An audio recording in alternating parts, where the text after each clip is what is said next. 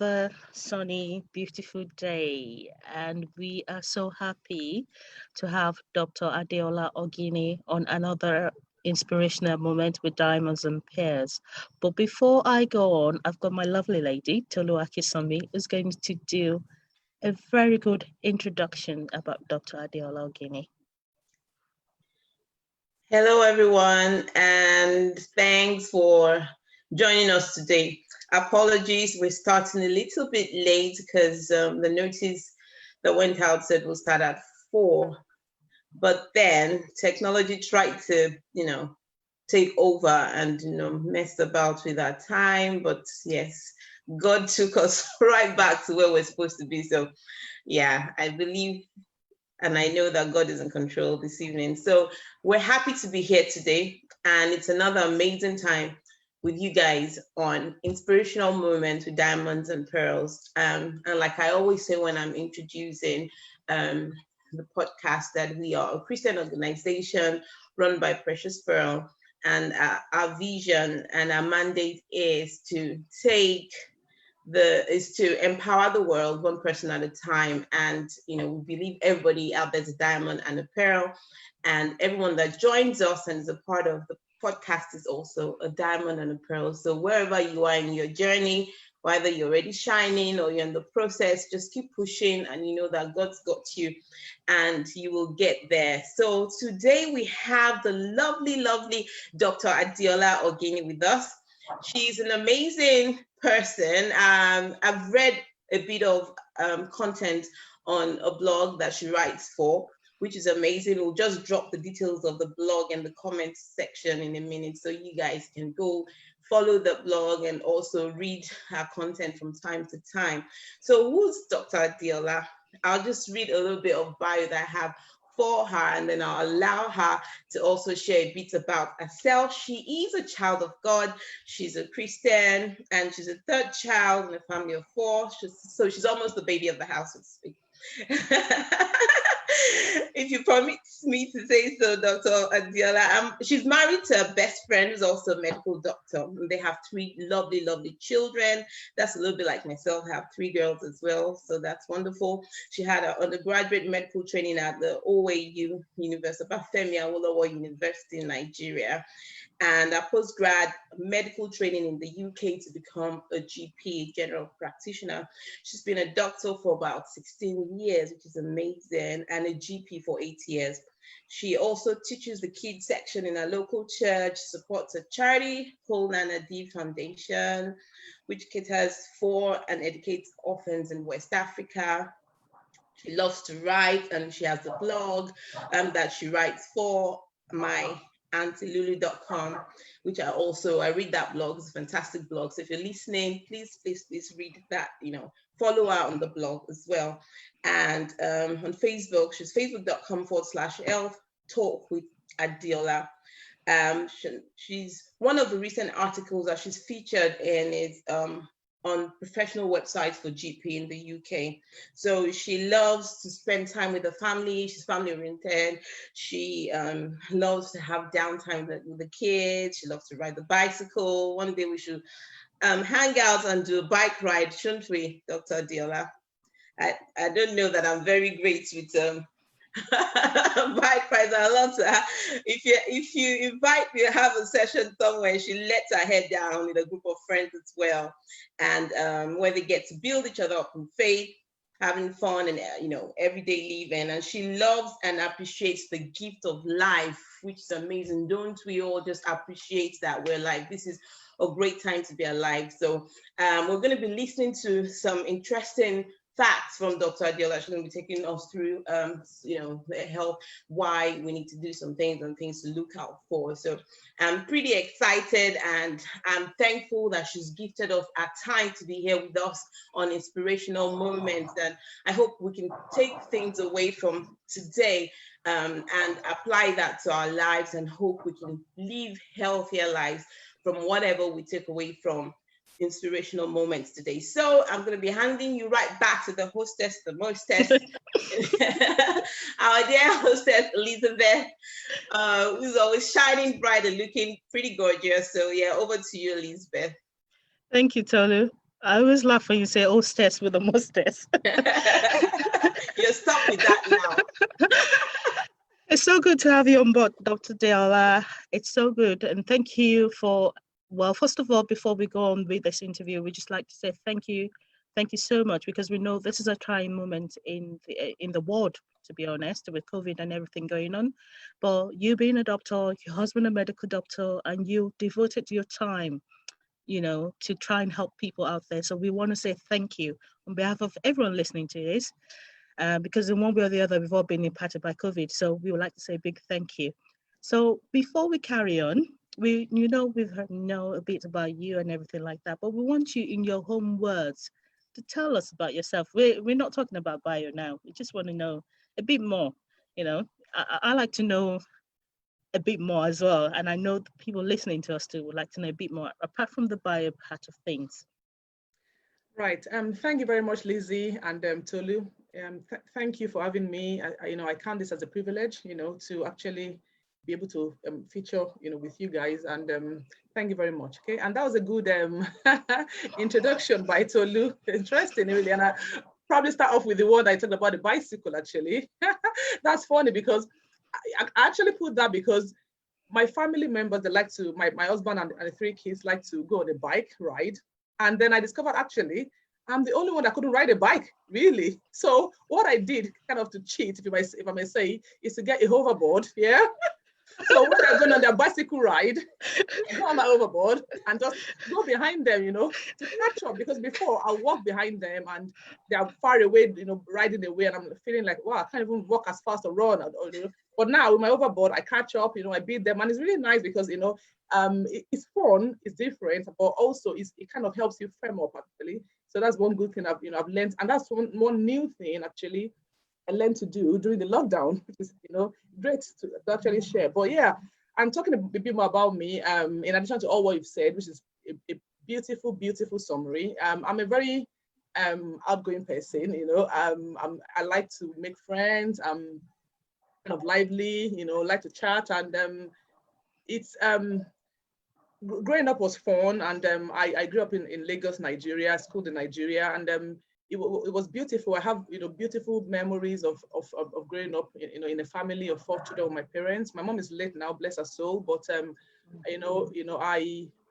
thankful for the kind of childhood I had, schooling, and moving on, meeting my husband, and getting to raise to start a family. It's been lovely actually. I think we complement each other because I talk a lot, laugh, play. In fact, quite a lot of times, especially when I was in medical school, quite a lot of people are usually surprised I'm a medical student because I'm quite social, if you know what I mean. I socialize a lot. I get on with everybody, no cliques per se. Do you get, everybody, kind of get on with most people, but my husband is very reserved, very, calm and collected, which is nice, isn't it? Because, it's a very good balance to have. Otherwise, we'll all be all over the place. Yes, and crossing over to the UK, after finishing medical school in Nigeria, spending lots of years, as you know, then I decided to do my preparatory training in GP in general practice, which took a fair bit of time. It took 5 years because it was meant to be 3 years as a full-time person, but I decided to have kids halfway, and then I took extra time, worked in different hospitals, and then settled back into general practice, which I really love doing. Yeah, and I also do. I'm very involved with the charity called Nanadi, which is for West African children that are orphans actually, but mainly based in Sierra Leone,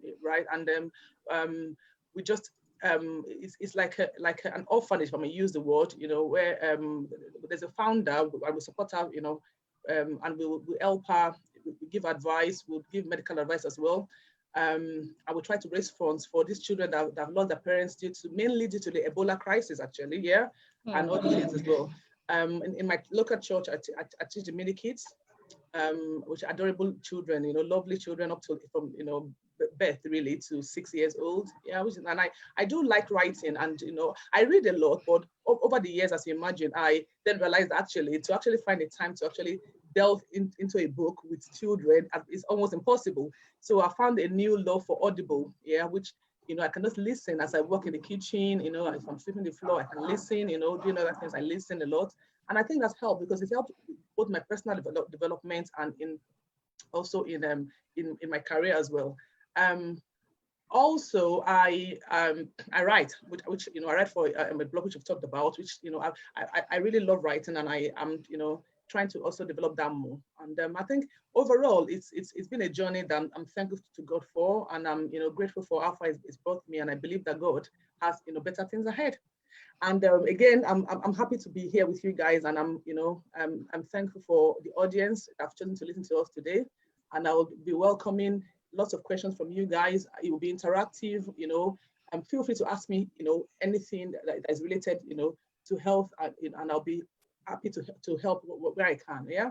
Thank you for to the audience again, and you're welcome. Thank you so much, Dr. Adeola. Thank you so much. My first question is this. I like the fact that when Tolu was reading your bio, she said she's a child of God. So how do you apply your faith with your profession? And how has your faith impacted your profession? Right. Yeah. That's a nice question to start off with, because I think the first thing to acknowledge is that as doctors, we or healthcare professionals generally, we can only care for patients. Okay, we care for God heals, right? Mm. And we need to acknowledge that, right? But having said that, we know that God has invested in us as doctors, the skills and the knowledge to improve the healthcare of people, the well-being of people. And it's a very big responsibility, and we have to actually put our minds and ourselves into it, right? And it's God does, God guides us, when we do the job. Yeah. You have to use a medical skill, you have to apply it, but as a child of as a person of faith and child of faith, you have to also pray as you go to work in the morning to say, well, I don't want to make mistakes, because these mistakes are not just pen and paper mistakes. These are mistakes. If you make a mistake, you're impacting somebody's life. So I usually, ask God for mercy, for grace, for guidance. Also, it's interesting to say this, because definitely you can't separate your faith from your job. Yeah, even though obviously as a medical doctor, your ethic forbids you from discussing faith with your patients, for example. Yeah, but I'll find times where my medical brain tells me that, oh gosh, this is the end of it all, or this is really nasty. There's no way around it, medically speaking. But then I would go back into my faith and thank God, have mercy. In my mind, I just say, have mercy on this patient or this person or this situation, And also, interestingly, even though you can't discuss these things with your patient, but I've actually had patients, when you share bad news with them, medical bad news, I mean, they kind of ask you, in your face and say, doctor, do you believe in God? Do you believe in something else above? Wow. Yeah, people ask you that you believe in something else above that can something else above that can change the narrative, of what you just told me, something else that can change, the narrative of the medical news, and that that can give comfort to both the doctor and the patient, because okay, at least apart from this medicine, there's something else that connects you, that even though you can't necessarily delve in and discuss at that point, but you share something in common with the faith, which you can both take away, because as a doctor, you break this bad news at times. It affects you as well. You don't go home and just brush it off. You take a lot of baggage from say with you home, and you think about these patients when you go home. So it's nice to know that when you go home and pray over the day and pray over everything you've done today, you know that if you're praying for a patient because the patient also has faith, then you know that obviously the patient also has faith, and then you can join your faith together in your different places to help overcome things above the physical. And so it does impact, even though generally you can't discuss it at work, but definitely you can't separate yourself from faith. And it's one thing that I think has helped me more in my career as well.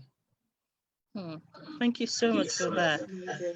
And I like the fact that you said that, especially if the patient has got faith as well, it strengthens your own faith, and then you can have a prayer of agreement with that patient, which is really, really key.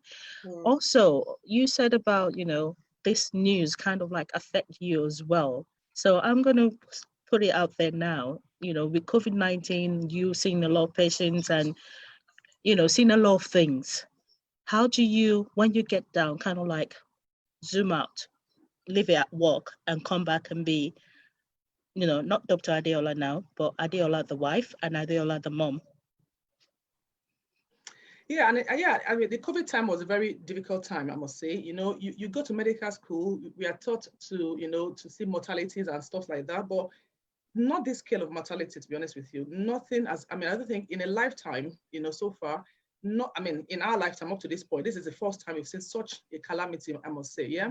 So while you're kind of prepared to treat a lot of, people that are unwell in medical school, nothing prepares you for this time. This is completely new. And it was overwhelming, actually. It was actually overwhelming. It was a very busy time, yeah? And because my husband is also a doctor, it was a fairly challenging time because your morale, at times gets dampened. My husband works as well. He goes out, sees patients. I mean, now and again, people die, and older people die. And then, but when someone comes on every day and shares with you, oh, there were 10 deaths today, 9 deaths today, then, it kind of, it can be very, very difficult to actually, comprehend. Yeah. And then at times we do have to sit down, and actually debrief ourselves, and, sit down, just try to tell ourselves it will be fine. This is not going to be it all the time. It's not going to be bad news for our patients all the time. You see somebody today is very unwell and the person is leaving you, you're arranging hospital admission. You're thinking, I just really hope this patient comes back to you. It can be that, it can be that involved, thinking, oh, I hope as she's going to hospital today, she's going back, alive, not the other way around. And so, it was a bit of a challenge, but we do debrief ourselves. We pray actually, for God to help us to maintain our sanity in those times. More so as a family, we've got children. They are 11 and 10-year-old going to 11. They're a bit more older. They understood what was going on, and they were really worried for us as well. They're like, Mommy, Daddy, people are getting sick, doctors are dying. Are you going to be okay? Are you going to come back home? And we had to reassure them. We had to talk them through things that will be fine. They should pray with us. We pray together. Coming home and not being able to hug them at the door because somebody they jump at you. We have to say, wait. We go upstairs and wash up and all that. It was difficult, but I think, thank God, for faith. Because when everything gets tough, then it goes beyond the physical. You have to have something deeper in you, which is your faith that you fall back something to hold on to. Yeah, because it's not in medical books. Yeah, you go back to this. Yeah, to these things to that's what helps with your resilience, your faith, and other things that makes you happy. Yeah. Wow. Like I said earlier on, thank you so much to you and all the medical personnel that have, really given their all during this pandemic. I stay at home, and even at some point I switched off the TV. I don't want to watch news anymore because you just see the death toll, and it started making me feel afraid and kind of depressed. And I was like, you know what, I need to just pack this to one side. And I think what you said, having the faith as well helps. It helps build you up as well. So when there's nothing to hold on to, having that to fall back on to strengthen one is really good. So my other question is around, people have this notion that before you visit a GP, you have to be sick. So recently, I think it was with Tolu, I was having a chat and I said, you know what? I think once you turn 40, you can actually have an MOT or something like that. But I said, I'm not sure. I said, but you know what? That's a good one to ask Dr. Adeola. So do we really need to be sick before we visit our doctors? Right. Well, that's a good one actually, and a very important one to touch on actually, because really, if I'm going to be kind of upfront, it's no, that would be the straightforward answer. But everything is not straightforward, so I'll explain a bit more. Yeah. Okay. Ideally, I think the world is moving towards preventative methods now, because you shouldn't wait until you're ill, because really, generally, when you become ill, actually, sometimes it can be too late, right? So a lot of these things that would otherwise go wrong could have been prevented if somebody had come to the GP earlier on to discuss maybe a concern, yeah, not necessarily being ill, but a concern about even a family member, or my family member or uncle or auntie or somebody had something, let's talk about it. Could I be affected? And then things could get picked up. So really, we encourage people to come up to see either the GP, the practice nurse, or even the healthcare assistant in the surgery. They ask you questions, they've got the health questionnaires to ask you about general things, and based on your responses, yeah, they tailor a check for you, yeah, and advice, based on a family history. So, and this is very important that, you have the discussions early on, right? Not when you actually get sick, yeah? There's quite a lot of chronic diseases, but by that, I mean long-term health problems like diabetes, high blood pressure, can be talked about early enough and can be prevented, having had this chat, rather than waiting till you actually have the diabetes before you then get treated. So yes, and in certain cultures, people don't really go down until they become ill, and we're trying to spread the word. Actually, Now, the earlier the better. Before you get ill, ask these questions. I'll be happy to help. Thank you very much. So you talked about the the family history as well. So you talk about like when have a family history of maybe diabetes, high blood pressure and stuff like that.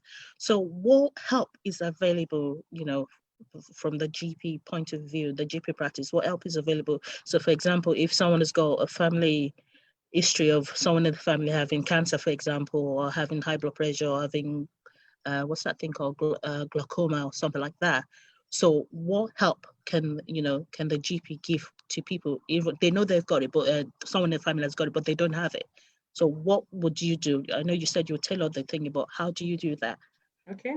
So generally, like you rightly know, the GP is the first point of call, yeah, for most of these things in the especially in the UK anyway, yeah. So I'll use a very specific example because I think that's what you want to know. So if you take cancer, for example, so if somebody comes to us to say, well, a family member had cancer of something, for example, or two family members, yeah, we'll listen to them and then we'll piece all these things together and see how relevant is this information, yeah? And most of the time it is relevant because then if there's a family history of cancer or a certain cancer, or at times even different cancers, yeah, runs in the family, we do actually can do some screening tests. For example, in colorectal cancer, for example, we could simply take a stool sample, and send to the lab to check for things that would kind of raise a suspicion, right? And we can either say, okay, we can either reassure, yeah, or say, oh, actually, there might be a risk here. And guess what? We refer to the genetic clinic. There's something called genetic clinic where these are actually specialists. They will sit down with you and actually dig deeper, listen to the story, and tease out every little member of the family, extended family that's got any illness, and see whether there's a genetic link. If there's a genetic link, and that can happen a lot in breast cancer as well. So breast cancers, colorectal cancers, and other cancers can have a genetic link. So if there's a trend in a generation and next generation, they can actually test the person, test for that gene, which is a defective gene, and then advise. If it's a lady that's got a strong, genetic predisposition to cancer, they do advise on all sort of options. It can be monitoring, wait and watch. It can be yearly mammograms. The mammogram is kind of an ultrasound, if I may use, of the breast, yeah. They can do that, and they can also say, okay, actually, this risk is just too high for you, for the person, Like actually, we might need to actually take out something, or we might actually need to. And obviously, in extreme cases, they do, take out the breast, but they do reconstruct. So it's not just a matter of, oh, they're going to take out the breast or take out part of the breast and leave the person like that. No, they actually will make way. They reconstruct the breast and but take away the defective bits, so it limits or almost actually eliminates to zero the chance of person developing a cancer in someone with a high genetic risk. So yeah, and obviously they also counsel, they help in all sort of ways. It's a specialist clinic anyway that we do refer to. So very, very important, yeah. In all this, family history of indeed anything, even diabetes, we can screen, we can decide, okay, if it's common in the family, we can begin to do regular blood tests, maybe once a year to check, the levels, just make sure we nip it in the blood, because even with people that got a diagnosis of diabetes, a new diagnosis, yeah, it doesn't always mean straight up to medications. No, we do what we call walking away from diabetes. So you have a high risk or high predisposition, yeah, we check out that your sugars are rising up. Then what do? We start, intensive counseling on diet, on exercise, maybe alcohol intake if that's an issue, stopping smoking, so diet, all those advice, and then we monitor, right? And for most people, it's interesting to know that, and it's very encouraging to know that they can actually walk away from diabetes. Actually, the values revert back to normal. So you've actually nipped in the bud a potentially lifelong illness for which you need medications. So it makes a difference. A diagnosis of diabetes early on is not always, oh, that's it, medications for life. You can actually nip it in the bud, right? And even high blood pressure, reducing salt intake, doing more exercise, early on would, actually stop the progression to, full-blown long-term illness. So yeah, thank you. There's a lot of help. Thing that just crossed my mind, Elizabeth, just if you permit me to say, is one thing I noticed, especially we of African descent, or maybe I don't know if it's a Nigerian thing, and it has to do with our faith, where we don't like to talk about some things like health issues in the family, because maybe we feel like it's going against the grain of our faith, like, bringing up things that happened in our ancestry, things that our parents or grandparents have had, like you said, that history of diabetes or something. We're like, no, God forbid, in Jesus' name I rebuke it. You know, things like that. Like, it seems people don't like to face this kind of thing. We don't want to face it up front. We kind of want to push it out of our mind, like it's not going to happen by faith. I walk by faith and not. So is it, are you being faithless when you're doing a deep dive into your past to say, okay, a grandma has had this, your mother has had this, like you said, it feels to me like it should be really okay for us, even though we're Christians, to say, look, I know that I'm a child of God and I have faith, but I want to do a deep, search into my life and make sure that I don't go the way people have gone in my lineage, and check out my health and make sure. Like, what advice will you give to Christians that probably thinking, yes, I don't think I need that. Yeah. I don't want to do that. I don't want to go back and bring. And then another thing is, I don't know if you heard in the news when, and it was a kind of a debate in my house when Bill Gates came up to say something about, we all know the general state of healthcare in Africa and what his thoughts were. I didn't really read the article, but it was flying around on social media that, he said there'll be lots of death, because, and some people were saying, yeah, but it's true, we don't have. But then I had very close people in my family that were really mad at Bill Gates and said, he has to be Satan. How can he say that? We rebuke him in Jesus. I was like, well, he's saying the fact, isn't it? So what's your take on that? The GP? Right. So I think, it's good. Yeah, that's a very, very important question, actually, because, again, that's where, you kind of think, does medicine conflict with faith? Yeah, I'm a Christian and I'm a doctor, right? And yes, I must say that obviously there are times where, you have to remind yourself that you're a child of God and, overcome your over knowledge, over believing knowledge, if I may use the word, yeah? But the truth is that in the Bible, yeah, Luke was a doctor, if I'm right, was it not? Yeah. We have, documented, doctors in the Bible times, right? Yeah, right. So, yeah. Luke was an apostle and is a doctor, and he worshiped God. He was with Jesus and all that, but he still practiced his medicine. Yeah, yeah. So they are not mutually exclusive. Yeah, you don't have to, because you're a person of faith, that you don't seek medical help. Remember that God uses us humans and then everybody to help everybody. Yeah, God doesn't come down physically to help everybody like that. God uses the Holy Spirit. Yeah, of course. Yeah, but God also, in the Bible, even Jesus said that if you've actually helped your neighbor, or when they asked that, oh, when did I help you, Jesus? And they said, no, if for everything like that I've done to a neighbor, to a friend, somebody in need, you've done for me. So the way God will help us is for us to help ourselves, with the knowledge is given us. So faith is not exclusive of knowledge, or seeking knowledge, or seeking medical help, right? I touched on that when you said certain Nigerians maybe, or Africans, or indeed not labeling any culture per se, but generally, yeah, when people die, for example, and they say, well, people die of a brief illness, nobody wants to disclose, yeah, but it's very important for us to know why people die. It's why whether obviously some people die of old age, they don't have any long-term health problems, but a lot of people have something that they die of eventually, right? Even in old age, yeah. And when some people die, young people die, middle-aged people, if they die of something, it's good for the family members to know, because it might save the lineage. So he suddenly died of, he just screamed in his chair at night and he died, or he just slumped. Usually there is a medical explanation. And when people report these things, then people can seek help. And actually, sudden death syndrome, for example, from sudden heart problems, can be mitigated, can be stopped, right? So saying everybody died of brief illness, it doesn't help the future generation, because it means people cannot improve things and people cannot prevent the same thing from repeating itself, right? So faith doesn't preclude seeking medical help, and it shouldn't stand in the way. In fact, when we pray, right, for healing and all that, yeah, we still have to take the physical step, of actually going out to even actually check it, isn't it? To check for the evidence of healing, and yeah, so you believe or you act. Thank you. Thank you. You believe, but you act. Yeah. So there's another one that's like a taboo for most people that I know, especially people from my background, and that's about sexual health. I can count on the tips of my finger. I think for my background, people from my background, for example, people will go to the GP, for example, for contraceptives.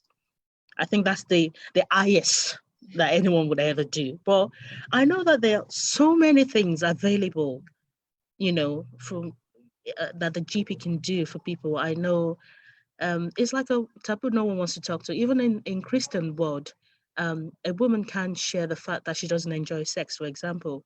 In church, they will look at her like, who is this She's one? the church slut. So, do you understand? Which She is can't not even fair. say it out loud Yeah. because it's a taboo that it cannot be spoken of. But I know we're talking about people. I've read instances of people that have had a female thingy done, FGM done to them and stuff like that, and they don't, But what help can they get from the GP apart from I'm for going to GPs for contraceptives and stuff like that, but that's not the only thing available for sexual health. So this is a taboo that I don't want to talk about, but we want you to please break it down for us. Very good actually. And that's, we're meant to be addressing all these kind of hushed topics, isn't it? Those things that actually people suffer from, but we don't talk about it. So it's a good one, that question actually. And yes, I agree with you, and I agree with obviously even the audience that sexual health issues are very personal and emotive, right? But actually, again, talking to your GP is confidential. That's the thing. You have to remember that, okay? If anything you come to say to your GP, whether about sexual health or indeed anything whatsoever, it's very confidential, right? And very non-judgmental. They need to remember that as well. Very, very non-judgmental, right? So we are trained to actually deal with the person in front of us and deal with the issue, right? We don't pass judgments on why or ifs or how, or why not. It's not within our remit. Our remit is, this is the problem. How does it affect you? How can we help you? How can we stop it where we can? Period. So, but yeah, so talking a bit more in more details about that. So apart from contraception, which obviously we're not going to go into, is health problems, of which, like I said, either lack of sexual drive, or lack of satisfaction is actually described as a sexual problem in medicine, and we have help for this. We normally would ask a few questions, and see whether this actually is psychological cause. So something kind of something that has a background in maybe the way you feel towards the person, or maybe something that happened before in a childhood, or some people have had, for example, female genital mutilation or rape will make them just not have sexual satisfaction, or the urge. And it can be a big problem in marriage. People urge it, but it's a big problem, and if that's the case, we know that it's not necessarily, obviously, apart from in female genital mutilation, if it's previous rape, for example, or previous sexual assault, we know, okay, this is more of a psychological problem, we can refer to the psychological team, and they will actually, and it works actually, they will actually sit with the person, do some sessions, and help them kind of, if I may use the word, debrief them, and actually let them get over that, psychological barrier, right? Men that got things like erectile dysfunction as well, again, lots and lots of help available, lots and lots, they come in, we check for physical causes, because lots of things like diabetes, high blood pressure, these things can actually cause erectile dysfunction in men, and in fact, it's a big cause. Heart problems, people come to say, oh, I've got problem having erection, and men, and then by the time you do everything, blood tests and all that, tracing of the heart, find out the problem is that they probably have a problem with their heart. So it can actually be a pointer to all of that, kind of more serious illness, and even after that is dealt with, even the main problem, which is the erectile dysfunction, is also dealt with, okay, in medications, it might be other things. We might even have to refer them on to the specialists like urologists, and men come back really they come back feeling satisfied. So we shouldn't be, remember the GP is not an audience of many, it's just an audience of one person. It's just you and the GP talking about these very, very personal, emotive things, and then you can get the help you need. Thank you so much. So it's not a taboo to actually go to a GP and have these conversations. And, it's like you said, it's a one-to-one with your GP. And one, they're not judgmental. They're not going to look at you like, or give you that look, but they will actually listen and, trace the source and help, and refer you to specialists as well if they need to. So during this COVID, one of the things we've struggled with, for example, I know I've not been sleeping very well for a fact. So how can we look after our mental health, particularly during this COVID? balancing. Well, for example, I know that I was working longer hours, because it's like I'm in the house, I'm going nowhere. Oh, this needs to be done, I get it done. And then family life is there, and then Zoom with the kids and stuff. So how can we look after our mental health during this time? How can we like balance everything? What do we need to do to like distress at the end of the day? So for example, I gave an example of me not sleeping. So how can we like get rid of that and just And can I also ask, also in addition to that, what is mental health? It may seem like a lame question, but growing up in Nigeria, mental health, we're talking about people that really have, that's what I thought growing up. So it's just of recent, growing up in the West, and I'm starting to realize that mental health is really a wide range of issues. It's not just this and it's not just that. So how can people start to recognize when their mental health is failing, and also, like Elizabeth said, help that one can start to look to get? Okay. So I think mental health is a big thing actually, and it's again one of an example of something that again has been kind of shrouded in kind of secrecy. And I think it's nice now to know that people are talking about it more. It's good to know that the responsibility lies with all of us, right? In erasing the stigma around mental health, right? It's not. It doesn't lie with the government or with that person or with the GP. It actually lies with everybody, because we all have people around us that have mental health problems, issues they're struggling with, right? Recognizing it, reading about it to understand what actually it means, and actually then supporting them is very paramount, right? To remove the stigma and actually to improve the overall well-being of the community. Now, talking about what is mental health? Mental health is a state of kind of psychological, and emotional well-being. I mean, and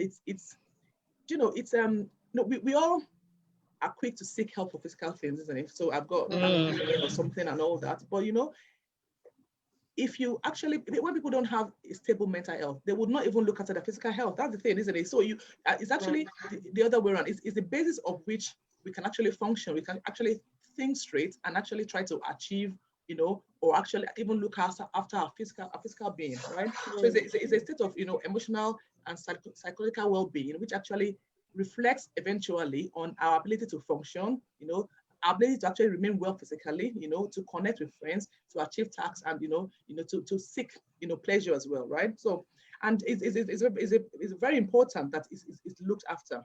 I mean, during the lockdown, for example, I mean, one big thing was isolation, wasn't it? Yeah. And I think we all now know, with the benefit of our hindsight, that oh gosh, we know we are social beings, but I don't think we actually realized how social we could be until we were asked to stay at home, isn't it? And how difficult it can be to actually be isolated. And for some people that have got family or friends living around, great.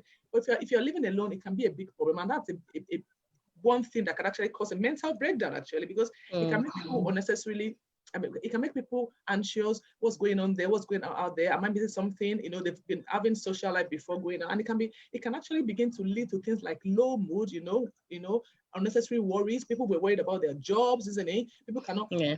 There's something I usually call the balanced wheel of life. Okay, yeah. And that might address Lizzie's question a little bit, talking about sleep and all that. I'll put that in context, because obviously I won't want to address individuals, health issues on the screen, obviously, but I'll just try to, give a good coverage. I call it the balanced wheel of life. So one thing is, if you look at it, like a person's day or week or something, or I don't know how people structure their week, but their lives, but having a balance of pleasure, by that, obviously, things that gives you joy, happiness, that you just relax. There's no task at hand, yeah? And so balance of pleasure with achievement, so a task. That's the easier way to put it, a task, yeah? And connection, those three things. So pleasure, pleasure or leisure, achievement or task, and connection. I put them in three wheels, three big circles, and there's an interconnection in the middle, right? At the end of the day or week or whatever, or month, or whatever, how you structure your day, if you can tick a box each, usually, and this is just theory, it can be applied in life, but it's just simplistic, if I may use the word, yeah? Research shows that people that can tick a little bit of all those things in a day, in a week, year period, feel better in themselves. So task it's not something big. It's just, okay, today I think I plan to do some a special meal or do whatever task you want. It might be a life task, paying a bill or something of that sort. And today, okay, what do I like to do for my downtime? 30 minutes of downtime in a day, yeah? And connection, okay, connection doesn't have to be something big or going out for a dinner. It could be connection with your child, a friend, a text away, your partner, husband. A little of those things in a day, having that kind of mental picture that you have to take a little bit of both gives mental and overall psychological well-being, right? Also, exercise and sleep. Now, talking about lazy, yeah, sleep is a very big issue, right? It looks like something that we just fall into and fall out of, but actually, sleep actually regulates, yeah, some certain hormones in our body, in our brain, yeah, that actually keeps our mental health in place. So sleep is a big one. So when people sleep overnight or whenever they find time to sleep, yeah, it actually restores hormonal balance, especially chemical, the chemical balance of the brain, yeah, that affects mood, right? And it helps one keeps an even keel. So when people struggle with sleep, it's a big thing. People think, oh, just get on with it or just go and do this. No, it's a big thing because everybody has to sleep to be able to maintain a certain degree of normalcy, right? And we have lots of help for sleep. And if people have troubles with sleep, they can see their GP personally to discuss one-on-one, obviously tailor-made solution, because there's a broad, it's a broad topic. There are lots of things that can cause sleeplessness, and that has to be dealt with. But overall, learning to wind down with something that makes you relax, helps, So when people find out that having a cup of chocolate or something, just like a little routine. There's no fixed rule, a little routine that signals this is end of my day or I'm going to sleep now. And then your brain picks it up over time that, okay, this is what you do before you close your eyes to sleep. And then it helps you settle down into sleep, right? Yeah. Obviously, screen, now that we do a lot of screen time and all that, that doesn't help with sleep as well, isn't it? Yeah. So we have to take away an hour or two before bedtime. Even for adults, it's not like a child thing. It's even for everybody, yeah, right? Yeah. And in the chemists as well, the chemists are very good. If you're really struggling and you've not slept for a few days, there are lots of things over the counter that helps actually with sleep, right? So they're not traditional kind of prescriptive medicines that your doctor have to give you to sleep. They're just normal things that helps you calm down, yeah, that rest, that kind of puts your brain in a kind of low position, ready to sleep. And the chemists can help with that. The pharmacists, they have little things, which obviously I want people to go to the chemist and ask for advice. I don't want to mention particular names, yeah, but if you go to the chemist, they've got lovely, little things that helps you sleep, right? So, so generally, maintaining it is, people have to determine for themselves what is that will, yeah, what are those 3 or 4 things or whatever it is that makes them actually feel accomplished, okay? And once they can do a little of that every day, they have a feeling of, a complete emotional and psychological well-being. And it's a big deal because it's what lifts one's spirit up to actually do the next thing, achieve a task, be a normal, kind of a human being, be a mom, be a father, be a friend, whatever. And so,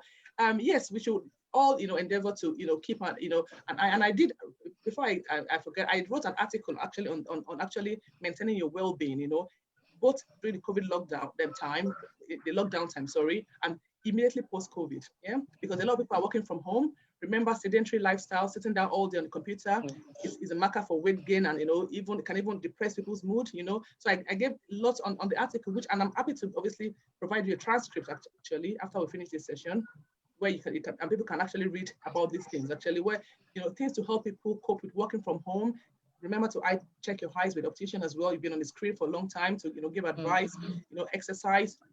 Don't go to the fridge all the time, because you're not actually hungry. You're just bored, So yeah, things like that. And I've written a very good article on that, which we can signpost as well, so that we don't take all the time. Yeah. Oh, thank you so much. Thank you so much for that. But one other question that I've got. So how do we protect ourselves or loved ones from the stigma that comes with seeking help for mental health?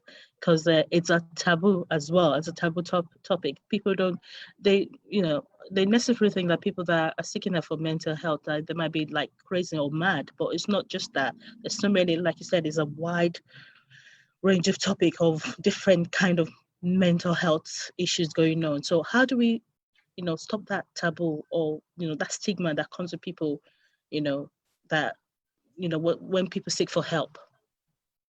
Right, and yeah, like I touched on earlier, it's a big issue, and I think, like I said, the responsibility starts with me, you, them, everybody, right? It's like looking at the man in the mirror, actually. Yeah, we have to first search ourselves and say, how do you feel about when we hear somebody is struggling with depression or anxiety, or stress, right?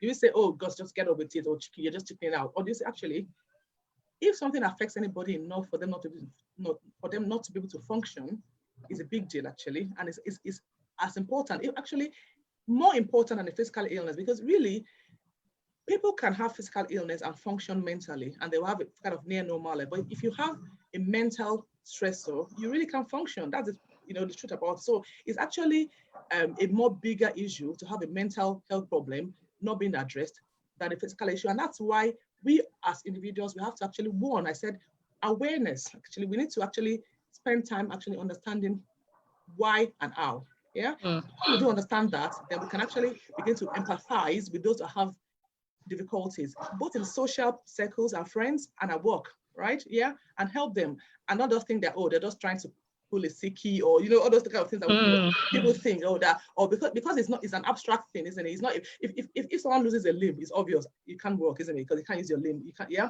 But mental health, anxiety, worries, and all that is abstract, right? You don't see it in a person, like that, in like a physical problem. But it's being aware when someone at a workplace is just being a bit irritable, someone that's usually very nice and calm is just being a bit, maybe uncooperative at times, in the extreme. It will be subtle changes rather than just kind of getting angry and thinking, oh gosh, she's, or he or she is just being difficult. It might be to think, is there a struggle? Yeah, because, is there something going on? So we all have to be kind of aware. And then when we become aware that there's a problem, we can reach out.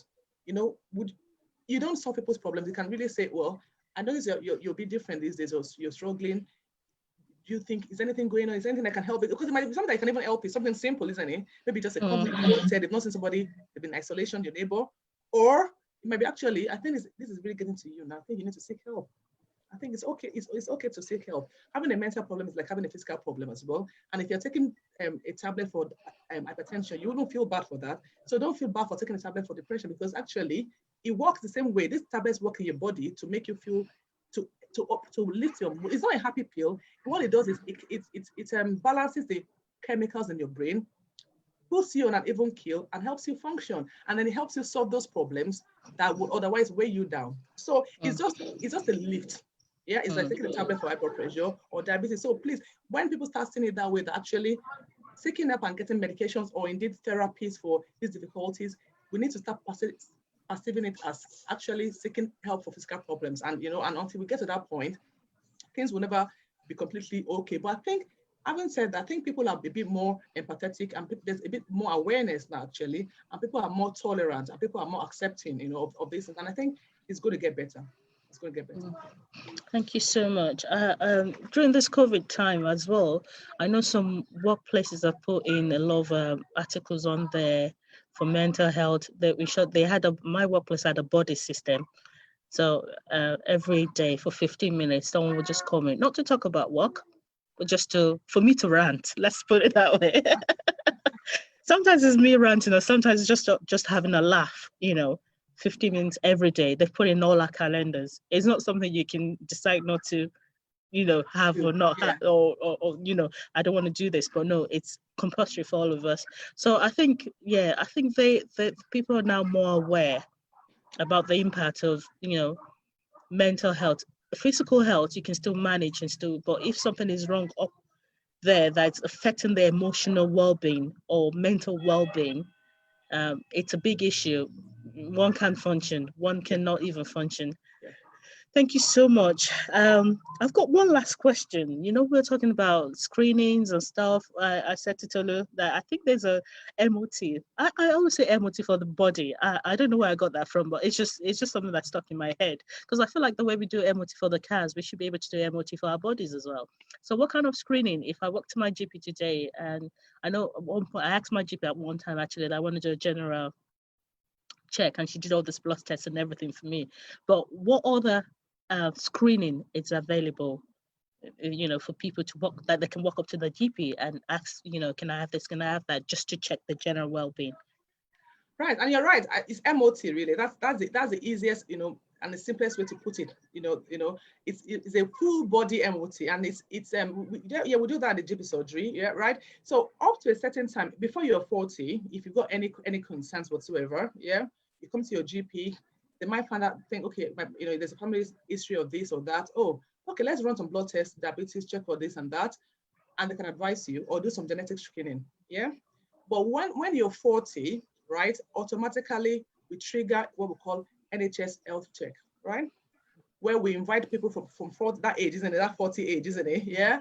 So they invite people in for a full blood count, full blood check, right? They check your weight, your height. They ask you about, personal questions. I mean, when I say personal, I mean health personal questions, right? And then they figure out kind of a risk profile and say, okay, you need to maybe adjust your diet a bit here. We need to do this, we need to do that, right? And this is to actually check for the risk of diabetes, high blood pressure, high cholesterol, right? And obesity and stuff like that, because these are markers of even more serious health problems, right? So that's what the NHS health check does, right? And this is done for if you're fit and there's no other health concerns, you're not on regular medications, you'll be invited usually about every 5 years, yeah. But the other things they do, which again is age specific, I say it's not for everybody. It's not just 40 or it's not 50. It's at a certain age group, yeah, which again we can find on the NHS website. They invite people for mammograms, which is kind of a scan of the breast, right? They invite people for what we call a colorectal cancer screen, where we ask them to come in a certain age group from 60 onwards, usually 60 to 75. I'm right. We ask them to bring in a stool sample, right? And then we'll check for the risk of cancer, and then if it's positive, we talk to them and see whether we can mitigate this risk or refer them to the specialist, right? For the mammogram, again, at a certain age, usually from 50, they'll have regular mammograms for the breast cancer. Cervical screening again, yeah? Cervical screening happens even much younger because obviously, from 30s, 35, we start inviting people, every 3 years at a certain age group, and every 5 years. So they check, they put the woman down like having a baby, having a baby, that kind of position, and they take some swabs and they send to the lab to look for possibly abnormal cells or what we call human papilloma virus, which is kind of a bug, if I may use the word, that would predispose somebody to having cervical cancer. And again, these are things that people even get from sexually transmitted disease. So it's common. It's not highfalutin, right? So everybody should be going for the cervical screening when invited, right? So these are the kind of screenings that it's actually available on NHS, and it's free. So we should actually, make the basis of them. And actually, through this screening, quite a lot of people are picked up to have they find that people have things that they would ordinarily not even know about, So it's very important that when they're called for mammograms, cervical screening, people should attend, occult blood in stool testing, people should attend, and as well as the NHS health check, which is kind of general blood works, and advice on lifestyle, on diet, smoking, exercise, weight loss. And we do even refer people for weight loss programs, and they're successful once they're motivated, even on NHS actually, yeah. Yeah, the weight loss one, I can testify to that. And also there's another one about the abdominal aneurysm, which I forgot to mention actually. For again, from a certain age group, as 60, if I'm right, we invite people to check the vessels and the big vessels in their body, in their tummy, because some people do have sudden death, it just ruptures, and so we do the check for aneurysm. So there are lots of things on NHS which we should avail ourselves of as we kind of get to meditate. Well, any age really, not necessarily. Not just yeah. Okay, and I also, not to ignore when we get letters inviting us for different screenings. We should not ignore. Yes. We should go out there and take the time out of work. If it means taking a day off work, do it, because at the end of the day, if once you drop down dead, the work continues. Yeah, and that's just the end. So worst case scenario, I would say worst case scenario, if you're lucky enough, you get a flower, but your family has missed someone. It's true. That's what I had to say to myself every time I'm thinking of, working longer hours over it. And like, you know what, if you drop dead, if you're lucky, the family will get flowers. So I think we should be conscious of that, and not to avoid speaking to the GP. It's confidential. It's not non-judgmental. No one's going to look at you like, they're going to help. So we should always seek help. Thank you so much, Dr. Adeola. This has been an interesting time. I know people listening live and people that are going to listen to this video on YouTube or the replay on Facebook will have one or two things that they've learned and picked up from this. One of the issue, sexual health is not a taboo.